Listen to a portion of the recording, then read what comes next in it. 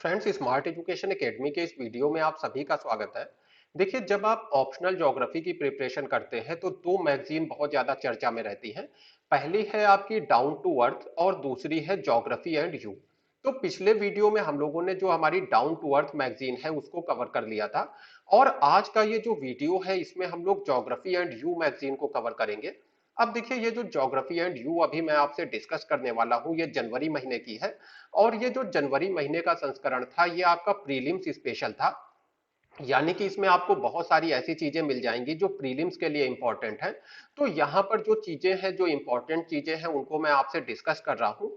लेकिन इसके साथ ही जो मैगजीन है इसमें बजट निर्माण की प्रक्रिया, बजट में क्या कमियां हैं, इन सभी चीजों को लेकर के भी डिस्कशन हुआ है। तो अगर आप इसको डिटेल में पढ़ना चाहते हैं तो आप इसको परचेज कर सकते हैं। ज्योग्राफी एंड यू की जो वेबसाइट है वहां पर ये मैगजीन अवेलेबल है। और अपने इस वीडियो के माध्यम से जो भूगोल से जुड़े हुए टॉपिक हैं उनकी मैं आपको एक डीप अंडरस्टैंडिंग देने की कोशिश करूंगा। तो यहाँ पर आपको एक क्विक इंट्रोडक्शन दे देता हूँ अपने बारे में। मेरा नाम मयंक त्रिवेदी है। 14 अगस्त 1992 मेरी डेट ऑफ बर्थ है। 5 साल का मुझे एक्सपीरियंस है पढ़ाने का। और जो मैंने यूट्यूब के ऊपर अलग अलग ऑप्शनल ज्योग्राफी के वीडियो बनाए हैं वो यूट्यूब पर सबसे ज्यादा देखे गए वीडियोस हैं। देखिए, मेरी पेड क्लासेस भी चलती हैं जिन्हें अगर आप ज्वाइन करना चाहते हैं तो ये जो दिया गया नंबर है 7905251328, इसके ऊपर आप मुझे कॉल या व्हाट्सएप कर सकते हैं। तो देखिए, जो हमारा पहला कॉन्सेप्ट है ये है मैग्नेटोटेलुरिक मेथड के बारे में। तो ये मैग्नेटोटेलुरिक मेथड क्या है? देखिए, इससे बेसिकली ये पता लगाया जाता है कि पृथ्वी के नीचे की जो चट्टानें हैं वो किस तरह की हैं, उनकी संरचना किस तरह की है। ये सारी चीजें आपको मैग्नेटोटेलुरिक मेथड से पता लगती हैं। और देखिए, इस मेथड का उपयोग क्यों किया जा रहा है भारत में। तो हम जानते हैं कि भारत में कुछ ऐसे क्षेत्र हैं जहां पर भूकंप आने की बहुत ज्यादा संभावना है। और इस आधार पर भूकंप की जो तीव्रता होगी, मान लीजिए एक स्थान है जहां पर भूकंप आ सकता है। तो अब डिपेंड करता है यहाँ पर किस तीव्रता का भूकंप आ सकता है, क्योंकि अगर कम तीव्रता का भूकंप है तो शायद इससे कोई नुकसान नहीं होगा, लेकिन अगर बहुत ज्यादा तीव्रता का भूकंप आएगा तो इससे नुकसान होने की संभावना है। तो इस चीज को ध्यान में रखते हुए भारत को अलग अलग जोन में डिवाइड किया गया है। कुछ ऐसे जोन हैं जहां पर बहुत ज्यादा तीव्रता का भूकंप आ सकता है, और कुछ ऐसे जोन हैं जहां पर जो भूकंप की तीव्रता है वो कम होगी। तो जोन 1 से लेकर जोन 5 तक 5 जोन में भारत को डिवाइड किया गया है। और इसमें जो हमारा राष्ट्रीय राजधानी क्षेत्र है, जो हमारा दिल्ली है, ये जोन 4 में आता है। यानी कि यहाँ पर काफी तेज तीव्रता का भूकंप आ सकता है, इसके बाद बस जोन 5 ही बचता है। तो अब देखिए, जाहिर सी बात है, जो दिल्ली है ये बहुत ज्यादा घनी बस्तियों से घनी बस्तियां हैं यहाँ पर बहुत ज्यादा। और यहाँ पे जो कंस्ट्रक्शन हुआ है वो भी इस तरह का नहीं है कि ये भूकंप के लायक हो। तो जाहिर सी बात है, दिल्ली में इन चीजों के अध्ययन की जरूरत है कि कहां कहां पर बहुत ज्यादा तीव्रता के भूकंप आ सकते हैं, क्या स्थिति है, और उसके हिसाब से फिर प्लानिंग करने की जरूरत है कि किस तरह से अगर भविष्य में इस तरह की कोई समस्या आती है, कोई आपदा आती है, तो उसका मैनेजमेंट कैसे किया जाएगा। तो समझते हैं मैग्नेटोटेलुरिक मेथड क्या है। देखिए, इसको आपको शब्दशः याद करना है, क्योंकि इसका ये बेसिकली जियोलॉजी का कॉन्सेप्ट है जो मैग्नेटोटेलुरिक मेथड है। तो इसमें हम लोग जो इसकी डिटेल्स हैं उसमें हम लोग यहाँ पर ज्योग्राफी में नहीं जाएंगे। तो मैग्नेटोटेलुरिक एक भूभौतिकीय विधि है जिसमें भूगर्भिक संरचनाओं और गतिविधियों के अध्ययन के लिए पृथ्वी के चुंबकीय और विद्युत क्षेत्रों में भिन्नता का उपयोग किया जाता है। तो ये भूभौतिकीय विधि हो गई। और इसमें क्या किया जाता है, भूगर्भिक संरचनाओं और गतिविधियों का अध्ययन किया जाता है कि जो हमारी पृथ्वी के अंदर किस तरह की संरचना है, किस तरह की गतिविधियां हो रही हैं, कहां पर मैग्मा किस तरह से वर्क कर रहा है। इन सभी चीजों का अध्ययन किया जाता है। और इसके लिए क्या होता है कि जो पृथ्वी का चुंबकीय क्षेत्र है और पृथ्वी का जो विद्युत क्षेत्र है, इनके बीच की जो भिन्नता है, जो डिफरेंस है, उसका उपयोग किया जाता है। इस विधि के द्वारा भूकंप उत्प्रेरण की संभावना को बढ़ाने वाले तत्वों जैसे मैग्मा आदि की आवृत्ति को मापा जाता है। अब देखिए, क्या है कि भूकंप जब आता है तो इसके पीछे कोई कारण होता है। अब जैसे कि मैग्मा है, तो मैग्मा एक कारण हो सकता है जिसकी वजह से किसी स्थान पे भूकंप आ जाए। तो ये जो मैग्मा है इसकी जो फ्रीक्वेंसी है उसका अध्ययन किया जाता है इस मैग्नेटोटेलुरिक मेथड से। इस तरह के बहुत सारे तत्व हैं जिनका अध्ययन किया जाता है। देखिए इस विधि द्वारा 300 से 10,000 मीटर तक की गहराई में उच्च आवृत्तियों को रिकॉर्ड किया जा सकता है। और इसके लिए देखिए जो अध्ययन करना है वो कहाँ कहाँ पे होगा, तो तीन प्रमुख भूकंपीय स्रोत हैं जहां पर यह अध्ययन किया जाएगा। पहला है महेंद्रगढ़ देहरादून फॉल्ट, दूसरा है सोहना फॉल्ट और तीसरा है मथुरा फॉल्ट। इसको आप देखिए अच्छे से याद रखिए, महेंद्रगढ़ देहरादून फॉल्ट, सोहना फॉल्ट और मथुरा फॉल्ट, तीन जगहों पे यह अध्ययन किया जाएगा। ये देखिए मैग्नेटोटेलुरिक तकनीक आई कहां से, तो जो जापानी वैज्ञानिक हैं उनके द्वारा इसको 1940 में सामने लाया गया था। 1950 में जो रूसी वैज्ञानिक हैं, जो फ्रांसीसी भूभौतिकीविद हैं, इन सभी ने भी इस तकनीक को अपना लिया।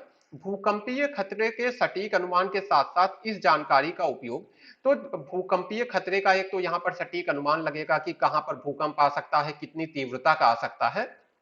इसके साथ ही इससे जो जानकारी मिलती है उसका उपयोग भूकंप रोधी इमारतें बनाने में, औद्योगिक इकाइयों और महत्वपूर्ण संरचनाओं जैसे अस्पताल, स्कूल आदि को डिजाइन करने में भी किया जा सकता है। वाणिज्यिक उपयोगों में हाइड्रोकार्बन अन्वेषण, भूतापीय यानी कि भूकंप के अलावा और कहां कहां पे इसका उपयोग हो सकता है, तो जो हाइड्रोकार्बन है इसको ढूंढना, यानी तेल है, गैस है, इन चीजों को ढूंढना, भूतापीय अन्वेषण करना, कार्बन अनुक्रम का अध्ययन करना, खनन अन्वेषण करना, हाइड्रोकार्बन और भूजल की निगरानी करना, इन सभी चीजों में भी ये जो मेथड है उसका उपयोग हो सकता है। और बेसिकली अभी ये चर्चा में क्यों है, जैसा कि मैंने आपको बताया कि जो हमारा राष्ट्रीय राजधानी क्षेत्र दिल्ली है ये जोन 4 में आता है। और यहाँ पर जो भूकंपीय खतरे हैं इसका अध्ययन करने के लिए इस मेथड का उपयोग किया जा रहा है। देखिए हमारा जो भारत है ये कृषि प्रधान देश है। और ऐसे में हमारे यहाँ जो मानसून है इसका सही पूर्वानुमान लगाना, इसका प्रेडिक्शन करना बहुत ज्यादा इंपॉर्टेंट हो जाता है। और इसी चीज को ध्यान में रखते हुए भारत में समय समय पर अलग अलग तरह के शोध वगैरह हुआ करते हैं, यानी रिसर्च वगैरह हुआ करती हैं। तो इसी तरह की एक रिसर्च की गई इंडियन इंस्टीट्यूट ऑफ साइंस के द्वारा, जो बेंगलोर में स्थित है। और देखिए इसका उद्देश्य क्या था थोड़ा सा समझ लेते हैं। देखिए क्या है कि कई बार भारत में सूखा पड़ जाता है। ये जो सूखा पड़ता है दो कारणों से होता है, या कह लीजिए दो तरह का होता है। एक तो जो एल नीनो की वजह से सूखा होता है, एल नीनो हम लोग जानते हैं एक समुद्री धारा है और इसकी वजह से भारत में सूखे की घटना देखी जाती है। लेकिन इसके बाद ही कुछ ऐसे सामान्य वर्ष भी होते हैं, यानी कि जब एल नीनो की घटना काम नहीं कर रही होती है उसके बाद भी भारत में सूखा पड़ जाता है। और ये जो सूखा पड़ता है इसके पीछे एक पैटर्न देखा गया है कि जो अगस्त का महीना है उसमें अचानक से जो वर्षा है, इस वर्षा की मात्रा में बहुत ज्यादा कमी आ जाती है। तो क्वेश्चन उठता है कि ये अगस्त में वर्षा की मात्रा में इतनी ज्यादा कमी क्यों आ जाती है, इसके पीछे कौन सी घटना काम कर रही है।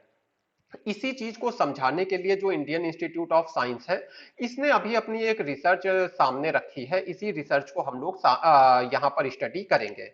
तो देखिए इन लोगों ने बताया है कि जो एक प्लानिटरी वेव है, यानी कि जो हमारी आप कह सकते हैं एक ग्रहीय तरंग है, या कह लीजिए जो एक तरह की जो विंड है, इसकी वजह ये कहां से आती है, नॉर्थ अटलांटिक से। तो जो उत्तरी अटलांटिक महासागर है यहां से आने वाली एक ग्रहीय पवन है या प्लानिटरी विंड है। और इसकी वजह से क्या होता है, जो भारत का मानसून है ये अगस्त में इसका जो पैटर्न है वो बिगड़ जाता है, यानी कि अगस्त में जो वर्षा की मात्रा है उसमें अचानक से बहुत ज्यादा कमी आ जाती है। अब देखिए ये जो पूरा टॉपिक है इसको समझने की जो की है वो यहाँ पर छुपी हुई है। तो देखिए क्या देखा गया कि जो नॉन एलनिनो ईयर होते हैं, यानी कि ऐसे वर्ष जबकि एलनिनो धारा प्रभाव में नहीं होती है, तो ऐसे वर्ष जब ये धारा प्रभाव में नहीं है तो जो सूखा पड़ता है वो कैसा होता है, सब सीजनल होता है। इस चीज को याद रखिएगा, जब एलनिनो धारा प्रभाव में नहीं है और इसके बाद भी सूखा पड़ रहा है तो ये सब सीजनल होता है। यानी कि ऐसा नहीं है कि पूरे के पूरे सीजन में कतई बारिश ना हो, बल्कि ऐसा होता है कि सीजन के कुछ हिस्से में बारिश होती है और कुछ हिस्से में बारिश नहीं होती है। वहीं पर जब एलनिनो काम कर रही होती है, यानी कि जब सूखा पड़ता है एलनिनो की वजह से, तो पूरा का पूरा जो हमारा सीजन है ये सूखा निकल जाता है। यानी कि पूरा का पूरा जो मानसून का हमारा सीजन है इसमें बारिश नहीं होती है। तो देखिए यहां पर क्या है कि rainfall deficit in El Nino drought set in early around mid June and becomes progressively worse. यानी कि क्या होता है, जून का जो मध्य का हिस्सा है, यानी आप कह सकते हो लगभग 15 जून के आसपास से जो ड्रॉट है वो शुरू हो जाता है। अगर कोई वर्ष जो है एल नीनो का वर्ष है, यानी एल नीनो धारा अगर प्रभाव में है, तो ऐसे में क्या होगा, जो हमारा सूखा है ये 15 जून से शुरू हो जाएगा और आगे चलते चलते स्थिति लगातार खराब होती जाएगी, यानी कि जो बारिश हुई भी थोड़ी बहुत उसकी मात्रा में लगातार जैसे जैसे सीजन आगे बढ़ेगा ये जो बारिश की मात्रा है कम होती जाएगी। तो जो अगस्त का मध्य भाग है यहां तक आते आते जो वर्षा की मात्रा है वो बहुत ही कम हो जाती है और जो पूरा का पूरा देश है वहां पर सूखे का प्रभाव फैल जाता है। यानी कि यहाँ पर कोई भी रिकवरी नहीं देखी जाती है। ऐसा नहीं है कि शुरू में जब सीजन शुरू हुआ तो वर्षा कम हुई उसके बाद वर्षा फिर से हो गई, ऐसा नहीं है, बल्कि स्थिति लगातार खराब होती जाती है। वहीं पर देखिए इसके सामने जब नॉन एल नीनो ड्रॉट आते हैं, यानी कि ऐसे आप कह लीजिए कि ऐसे सूखा जो कि एल नीनो से प्रभावित नहीं है, तब क्या होता है कि देखिए जून में क्या है कि जो रेनफॉल है वो थोड़ी सी कम होती है, यानी कि बहुत ज्यादा कमी नहीं देखी जाती है, लेकिन जो जून है इसमें वर्षा की मात्रा कम हो जाती है। इसके बाद क्या होता है कि ऐसा लगता है रिकवरी हो गई, यानी कि जैसे एक पेशेंट को देख के कई बार लगता है कि अब ये धीरे धीरे सही हो रहा है, वैसे ही क्या होता है कि वर्षा के बारे में ऐसा लगता है कि इसकी मात्रा धीरे धीरे बढ़ रही है। तो लगभग लगभग मिड जुलाई से यानी 15 जुलाई से आप कह लीजिए 15 अगस्त तक ऐसा आपको लगेगा कि रिकवरी हो रही है, यानी कि वर्षा जो है वो फिर से थोड़ी सी मात्रा जो है वर्षा की वो फिर से बढ़ रही है। लेकिन लेट अगस्त में क्या होता है, यानी कि जब अगस्त का आखिरी का टाइम चल रहा होता है तो जो रेनफॉल है इसमें अचानक से बहुत ज्यादा कमी आ जाती है। तो ऐसा क्यों हुआ, देखिए एक पेशेंट रिकवर हो रहा था और अचानक से उसकी डेथ हो गई, तो क्वेश्चन उठेगा ऐसा क्यों हुआ। उसी तरह से ये जो वर्षा की मात्रा है ये 15 जुलाई से 15 अगस्त के बीच में कुछ बढ़ी थी। देखिए ये मिड जुलाई मिड अगस्त वर्ड यूज होते हैं तो मैंने इसको 15-15 कर दिया है, लेकिन जो सही वर्ड है वो मिड होगा यानी कि मध्य होगा। तो मध्य जुलाई से मध्य अगस्त तक जो वर्षा है इसकी मात्रा बढ़ी और उसके बाद अचानक से जो अगस्त का बाद का टाइम था जो लेट अगस्त था, इसमें वर्षा की मात्रा में अचानक से इतनी कमी क्यों आ गई, ये क्वेश्चन उठता है। इसी का आंसर दिया है इंडियन इंस्टीट्यूट ऑफ साइंस ने। इन्होंने कहा कि जो रोजबी वेव्स होती हैं, इन रोजबी वेव की वजह से हमारी जो मानसून है उसके ऊपर निगेटिव इफेक्ट पड़ता है, यानी कि वर्षा की मात्रा में कमी आ जाती है। तो बेसिकली क्या होता है, ये जो डिस्टरबेंस है जिसको हम लोग रासबी वेव कहते हैं, ये भारत की तरफ कर्व हो जाती है, यानी कि वक्राकार इनका मार्ग हो जाता है और ये भारत की तरफ जो है मुड़ जाती है। तो ये देखिए जब वक्राकार रूप से भारत की तरफ आती हैं तो क्या होता है, थोड़ा सा स्क्वीज हो जाती हैं, जैसे कि अगर आप अपने दोनों हाथों के बीच में किसी चीज को रख के प्रेस करते हैं तो ये एक तरह से स्क्वीज हो रही है।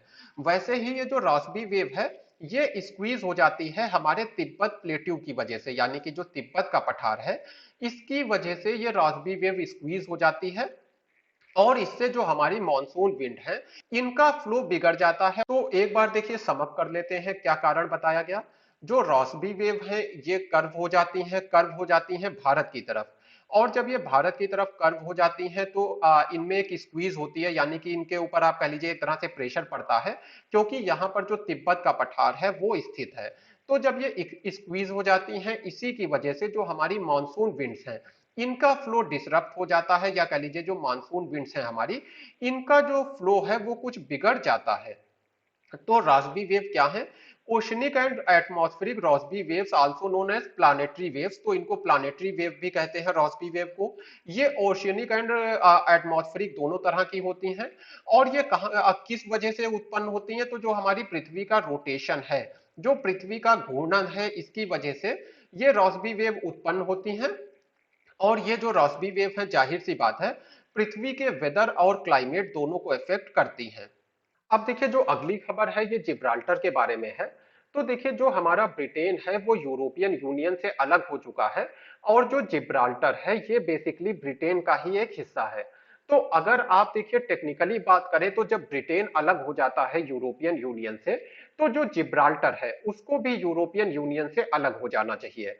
इससे पहले की स्थिति क्या थी कि यूरोपियन यूनियन का कोई भी जो आप कह लीजिए देश है, जो सदस्य देश है, उसके नागरिक उसके व्यापारी एक जगह से दूसरे जगह तक मुक्त आवाजाही कर सकते थे, यानी कि कोई भी प्रतिबंध नहीं था एक देश से दूसरे देश तक जाने पर।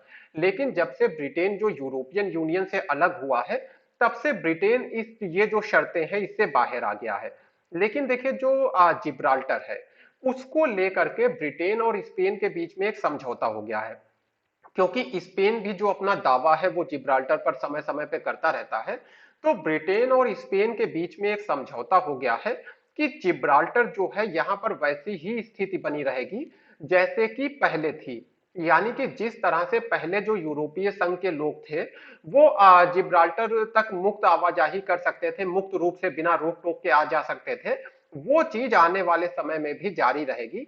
स्थिति में कोई भी परिवर्तन नहीं होगा। तो ये देखिए यहाँ पर जिब्राल्टर है, जैसा कि मैंने बताया, ये जो ब्रिटिश विदेशी क्षेत्र है उसका एक हिस्सा है। तो इसके बारे में कुछ और चीजें हम लोग समझ लेते हैं। देखिए जब आपसे मैप में कोई क्वेश्चन पूछा जाता है तो उस जगह के बारे में आपको 50 शब्दों में कुछ लिखना भी होता है।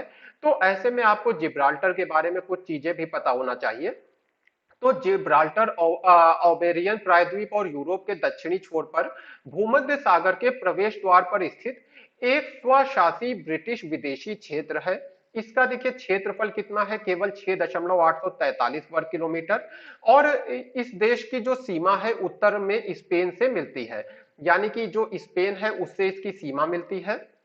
जिब्राल्टर ऐतिहासिक रूप से ब्रिटेन के सशस्त्र बलों के लिए एक महत्वपूर्ण आधार रहा है, क्योंकि देखिए ये ऐसी जगह पे है जिब्राल्टर जो स्ट्रेटेजिकली बहुत ज्यादा इंपॉर्टेंट है, भूमध्य सागर से जोड़ता है अटलांटिक महासागर को। और ऐसे में जो ब्रिटेन है, लंबे समय से ब्रिटेन ने इसके ऊपर अपना कब्जा किया हुआ है। जिब्राल्टर की संप्रभुता आंग्ल स्पेनी विवाद का एक प्रमुख मुद्दा रहा है। तो यानी कि जो इंग्लैंड और स्पेन के बीच में जो विवाद चलता रहा है उसमें जिब्राल्टर किसके अधिकार में आता है या जिब्राल्टर स्वतंत्र है, इन चीजों को लेकर के विवाद चलता रहा है। देखिए जिब्राल्टर के चट्टानी प्रायद्वीप को चट्टान या दी रॉक कहते हैं। तो ये चीज थोड़ी सी याद रखने की है कि जो जिब्राल्टर का चट्टानी प्रायद्वीप है इसके इसको दी रॉक कहते हैं। चट्टान समुद्र की सतह से एकाएक ऊपर उठती है और दृष्टिगोचर होती है, यानी कि अचानक से जो चट्टाने हैं वो ऊपर आ जाती हैं और दिखाई देने लगती हैं। देखिए यहाँ पर एक फैक्ट है कि ये जो दी रॉक यहाँ पर कहा जा रहा है, कुछ सोर्सेज में आपको मिलेगा वो चट्टानों की वजह से कहा जा रहा है, और कुछ सोर्सेज में आपको मिलेगा कि जो ब्रिटेन ने किलेबंदी जैसी कर रखी है जिब्राल्टर में, यानी कि जो बहुत ज्यादा इसको स्ट्रेटेजिकली इंपॉर्टेंस देता है ब्रिटेन, इसकी वजह से इसे दी रॉक कहा जाता है। तो अलग अलग बातें आपको मिलेंगी। यहाँ पर मैंने आपको जो दोनों फैक्ट हैं वो बता दिए। तो यहाँ पर क्या है, ये चट्टानी स्थलखंड उत्तर दक्षिण फैली हुई पतली श्रेणी द्वारा बीच में विभक्त होता है, जिस पर कई ऊंची चोटियां हैं। चट्टाने चूना पत्थर की बनी हैं, जिनमें कई स्थलों पर प्राकृतिक गुफाएं निर्मित हो गई हैं। कुछ गुफाओं में प्राचीन जीव जंतुओं के चिन्ह भी पाए जाते हैं। तो ये कुछ जिब्राल्टर के बारे में बातें हो गई। अब देखिए यहाँ पर आपके सामने स्क्रीन पे कुछ फैक्ट हैं, ये फैक्ट आपको याद रखना है। तो यहाँ पर मैं आपको बोल के समझा दूंगा, आप इसको याद रखिए। और इसके साथ ही अगर आप इसका पीडीएफ चाहते हैं तो आप मुझसे टेलीग्राम पे मांग सकते हैं, या जो हमारी वेबसाइट है उसके ऊपर भी जो पीडीएफ है वो अवेलेबल रहेगा। तो जोमी प्रजातीय समुदाय द्वारा जोलैंड प्रादेशिक परिषद की मांग की गई। तो ये जोमी प्रजातीय समुदाय कौन है? मणिपुर के, देखिए ये याद रखना होगा कि ये मणिपुर के हैं। तो मणिपुर के जोमी जातीय समूह ने असम के बोडोलैंड प्रादेशिक परिषद की तर्ज पे, जैसे असम में बोडोलैंड प्रादेशिक परिषद है, उसी तरह से जो मणिपुर के जोमी जातीय समुदाय है ये भी अपने लिए एक प्रादेशिक परिषद की मांग कर रहे हैं। तो 27 दिसंबर 2020 को केंद्रीय गृह मंत्री अमित शाह की मणिपुर यात्रा से पहले उन्होंने अपनी मांग को सामने रखा। जोमी परिषद 9 जोमी जनजातियों का प्रतिनिधित्व करती है, यानी कि ये जो मणिपुर की जोमी परिषद है ये 9 जनजातियों से मिलकर बनी है। और ये संविधान की छठी अनुसूची के तहत, देखिए याद रखिए कि संविधान की कौन सी छठी अनुसूची के तहत जोलैंड प्रादेशिक परिषद के निर्माण के लिए आशान्वित है। इन्हें जोलैंड प्रादेशिक परिषद चाहिए और ये छठी अनुसूची के तहत इस चीज की मांग कर रहे हैं। जोमी परिषद जोमी जनजातियों का एक सर्वोच्च निकाय है, और इसमें देखिए ये सारी जनजातियां हैं जो शामिल हैं। इतना ज्यादा याद रखने की जरूरत नहीं है। जोमी खुद को तिब्बती वर्मन जो के वंशज मानते हैं, जो चिन कुकी भाषा समूह बोलते हैं। बस इस चीज को याद रखिए कि अगर आ जाए चिन कुकी भाषा समूह तो इसका संबंध किससे है? जो मणिपुर का ये जोमी प्रजातीय समुदाय है इससे इस भाषा का संबंध है। ये नागालैंड, मिजोरम, मणिपुर और असम में बिखरे हुए हैं। तो इन 4 राज्यों में बेसिकली ये लोग पाए जाते हैं, नागालैंड, मिजोरम, मणिपुर और असम। फिर एक और न्यूज है कैराकल। तो कैराकल बेसिकली एक जंगली बिल्ली है, और इसको जो रिकवरी प्रोग्राम है उसमें शामिल कर लिया गया है। तो छोटी सी देखिए एक बस आप 2-3 लाइनें याद रखिए कि राष्ट्रीय वन्य जीव बोर्ड की स्थायी समिति ने, किसने इसको शामिल किया है? राष्ट्रीय वन जीव बोर्ड की स्थायी समिति ने 5 जनवरी 2021 को आयोजित अपनी 60वीं बैठक में, अब देखिए ये कहां कहां पाई जाती है कैराकल, तो राजस्थान और गुजरात के कुछ क्षेत्रों में पाए जाने वाली मध्यम आकार की जंगली बिल्ली कैराकल को लुप्त प्राय प्रजातियों के संरक्षण हेतु रिकवरी कार्यक्रम में शामिल कर लिया है। यानी कोशिश की जाएगी कि ये जो क्रिटिकली इंडेंजर्ड जीव है, किसी तरह से इसकी रिकवरी कराई जा सके, किसी तरह से फिर से इनकी संख्या बढ़ाई जा सके। तो मुख्य चीजें क्या है कि राष्ट्रीय वन्य जीव बोर्ड की स्थायी समिति ने इसको शामिल किया है। और ये कहां पाई जाती है बिल्ली? राजस्थान और गुजरात में। इसका नाम कैराकल है और ये मध्यम आकार की जंगली बिल्ली है।